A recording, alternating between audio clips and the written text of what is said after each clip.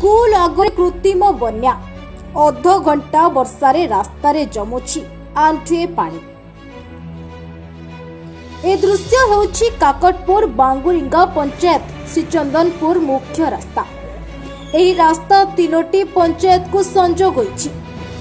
Kakatpur block रो मुख्य डाक्तरखाना मध्य अंतर्भुक्त। ग्रामांचलर उन्नतीकरण पाई सरकार कोटी कोटी टंका व्यय करुछंती। ग्राम्य सड़क योजना द्वारा प्रत्येक ग्रामर रास्ता गुड़िक उन्नतीकरण करा जाउथिबा बेले ए दृश्य आसीछि काकटपुर जोठी टिके वर्षा हेले मध्य रास्तारे दिन दिन धरी आंठुए पानी जमा होई रहुछि। एही रास्तार समस्या को नहीं बारंबार लिखित अभियोग होइतिले मध्य रास्ता मरामती होई पानी निष्कासनर व्यवस्था प्रशासन पक्षरु हेउनाही। जेउ कारणरू ग्रामवासी स्कूल छात्र छात्री समस्यार सम्मुखीन होउछन्ति। एपरिकी वर्षा अधिक दिन लागि रहिले गाँ रास्तार धाड़े थिबा घर गुड़िकरे वर्षा पानी सह जंतु जंता पसी जाउछन्ति। स्कूल रो अभिभावक माने मध्य तांको पिला को स्कूल को छाड़िबाकू मंगु नाहंती। विभिन्न समय रे खालोरे पड़ी दुर्घटनार सामना करुछन्ति।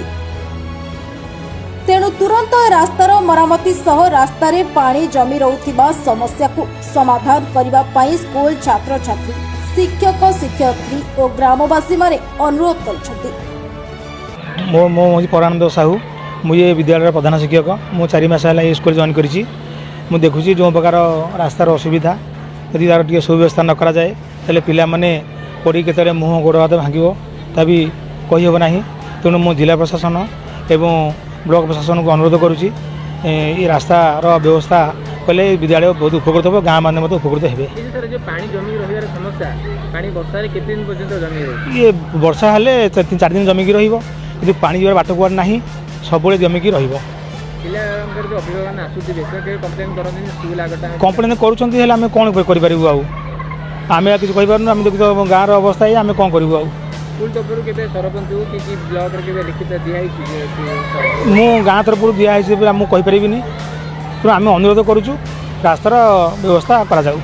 अमूल्य प्रधान ग्राम श्रीचंदनपुर बांगुरिंगा काकटपुर पुरी वर्षा जितेबले हुए आज्ञा ये गाँव में सब ये पानी ये गाँव में कम से कम 3-4टी पंचायत यातायात करते किंतु प्रशासन समस्त ये देखिकी जाऊँगी कौन सी व्यवस्था किसी करूना सब तो पानी साइड्रे नुआ ड्रेनेज से जो पाइपलाइन पकई लोक बहुत असुविधा होती पड़ जाती पानी जमी लोक जापना खाल गमा तापर पंचायत डेभलप चिंता भी पंचायत पूर्वतन सरपंच थे भी सी कहले हम बोली एबे भी सरपंच आई सी कहले भी हम बोली कहते हम हम किंतु केबे हम आम अपेक्षा कर। मधुस्मिता साहू मुझे श्रीचंदनपुर प्रकल्प उच्च प्राथमिक विद्यालय शिक्षयित्री अच्छे आमर मानने मेन रोड सहित कनेक्शन यही रास्तार बहुत स्कूल तापरे मेडिकल बहुत गुड़े रास्ता से कनेक्शन रही कि रास्तार एपरी अवस्था जल निष्कासन कौन सुविधा ना फल आम स्कूल छोट छोट पिला माने प्रथम अष्टम जाए बहुत छोट छोट पिला आसुँच बहुत दूर दूर भी आसुँच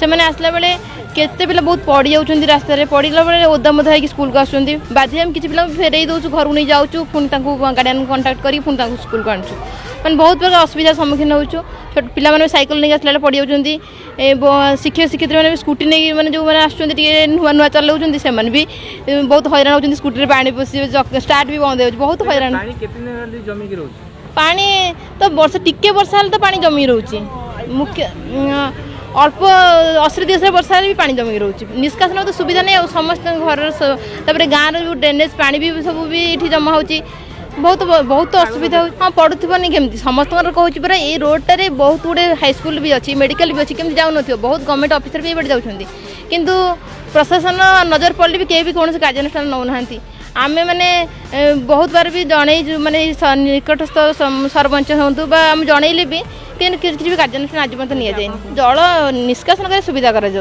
कले वर्षा जल जमी न रही निष्कासित हो तार किसी असुविधा हेनी आउ रास्ता को किसी मरामती कले भले भल हाँ भावुँ प्रोग्राम प्रदर्शनी घड़े मु 8म श्रेणी पढ़े आम स्कूल ना श्रीचंदनपुर पीयूपी स्कूल आम छोट पिला माने स्कूल रे आसला बेलू बहुत असुविधार सम्मुखीन होती कारण रास्तार पानी जमीबारू पिलामाने सब पड़ जाउछन्ति छोट छोट पिलामाने आ साइकेल जो मैंने आसुँच गोड़ भी गली आम चाहूँ सरकार को कहू आम स्कूल पानी रास्तार पानी जावाई किसी व्यवस्था करंतु।